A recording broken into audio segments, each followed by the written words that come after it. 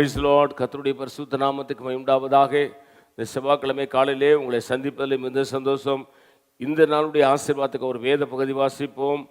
அது அப்போஸ்தலர் நடபடிகள் 13ஆம் அதிகாரம் 33, 34.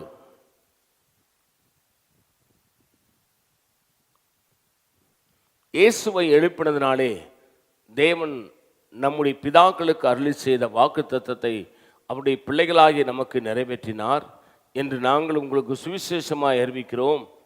இனி அவர் அழிவுக்குட்படாதபடிக்கு அவரை மரித்தெழுந்து எழுப்பினார் என்பதை குறித்து தாவீது அருளின நிச்சயமான கிருபைகளை உங்களுக்கு கட்டளையிடுவேன் என்று திருவுள்ளம் பற்றினார். அல்லேலூயா. தாவீதுக்கு என்ன அப்படிப்பட்ட கிருபை? தாவீதுக்கு அருளின நிச்சயமான கிருபையை உனக்கு தருவேன்னு சொல்றாரே. தாவீது தன் தகப்பனாலே தள்ளப்பட்ட பொழுதும் தன் சகோதரனாலே தள்ளப்பட்ட பொழுதும் அங்கே சவுல் தாவீதை கொலை செய்ய தேடின பொழுதும் எல்லாராலும் கைவிட்டப்பட்ட நிலையிலே தாவீது வனாந்திரத்திலே ஆடு மேய்க்கிறவனாய் இருந்தான். ஆனால் ஒரு நாள் சாமுவேல் தீர்க்கதரிசி தன்னுடைய தகப்பனாகி ஏசாயினிடத்தில் ஓடி வந்து, உன் பிள்ளைகளை கர்த்தர் அபிஷேகம் பண்ண சொல்கிறார் என்று சொல்லி பிள்ளைகளை வர சொன்ன பொழுது அவருக்கு 8 பிள்ளைகள்.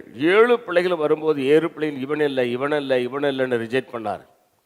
அப்பொழுது தகன் ஈசாயினிடத்தில் உனக்கு இவ்வளவுதான் பிள்ளைகளா என்று கேட்ட பொழுது அவன் சொல்ல, இன்னும் ஒருவன் இருக்கிறான், அவன் ஆடு மேய்க்கிறான். அவனை சொல்லவே இல்லை. ஏன்னா இந்த 7 பேரும் திடகாரத்தம் உள்ளவர்கள், பராக்கிரமசாலிகள், நல்ல ஹைட்டு வெயிட்டு, ராஜாவுக்குரிய தோரணை எல்லாம் இருக்குது. அதனால ஆடு மேய்க்கிறவன் எங்க ராஜாவுக்கு வருவான்னு சொல்லிட்டு அவனை மறந்து விட்டார்கள். பிள்ளைகள் இவ்வளவுதானா என்று சொல்லி, இருக்கிறான் ஒருவன் ஆடு மேய்க்கிறான், வர சொல்லு. அவன் சமீபமாய் வரும் பொழுதே சாமுவேல்ட்ட ஆவியானவர் சொல்லுகிறார், அவன்தான். அவனை குறித்து தாவீதை குறித்து சொல்லுகிறது, அவன் சிவந்த மேனியும் அழகைய கண்களும் நல்ல ரூபம் உள்ளவனாய் இருந்தான் என்று. கிட்ட வந்தவன் அவன்தான் ராஜா, அவனை அபிஷேகம் பண்ணினார். அதான் தாவீதுக்கு அருளின நிச்சயமான கிருபை.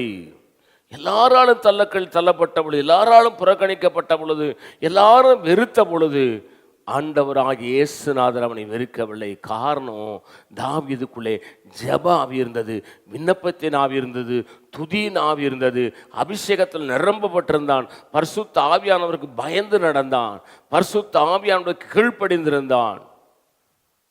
ஒரு விசை பட்சேபாரிடத்தை தவறு செய்தான் ஒழிய அதற்கு பிறகு அவன் ஒரு தவறும் செய்யவில்லை. என் தாசனாகிய தாவீது என் இருதயத்துக்கு ஏற்றவன் என்று சொல்லுகிறார்.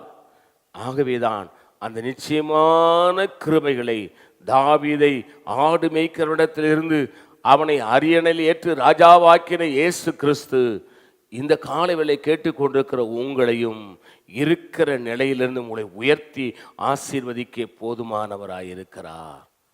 அவர் நிச்சயமான கிருபை உங்களோடு இருக்கிறது என்பதை மறந்து விடாதீர்கள். கேட்டுக்கொண்டிருக்கிற தகப்பனே, தாயே, சகோதரா, சகோதரி, வாலிப தம்பி, தங்கச்சி, நீ விளங்கிக் கொள்ளு. நிச்சயமான ஒரு கிருபை இருக்கிறது. உங்கள் தேவன் அழைத்திருக்கிறார்ல, நீங்கள் ரட்சிக்கப்பட்டிருக்கிறீங்கல்ல, நீங்கள் ஞானஸ்தானத்திருக்கிறீங்கல்ல, நீங்கள் பக்தி வைராக்கியமாக இருக்கிறீங்கல்ல, ஆண்டவருக்கு பிரியமாக இருக்கிறீங்கல்ல, நல்ல ஜெபம் பண்ணுறீங்கல்ல, வேதத்தை வாசிக்கிறீங்கல்ல, ஒழுங்காக கர்த்தருடைய ஆலயத்துக்கு போகிறீங்களே, உங்களை ஒருபோதும் தெய்வம் கைவிட மாட்டார். உங்களுக்கு கொடுக்கப்பட்ட வாக்கு தத்தம் நிறைவேறும். ஒரு உயர்வை தேவன் வச்சிருக்கிறார்.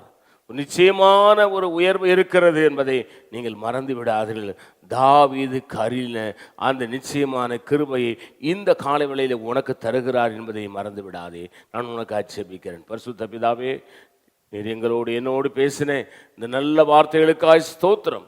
இந்த வார்த்தையின்படி எங்களை ஆசீர்வதியும். இயேசுவின் நாமத்தில் வேண்டிக் கொள்கிறோம் பிதாவே, ஆமேன். God bless you. கர்த்தர் உங்களை ஆசீர்வதிப்பாராக.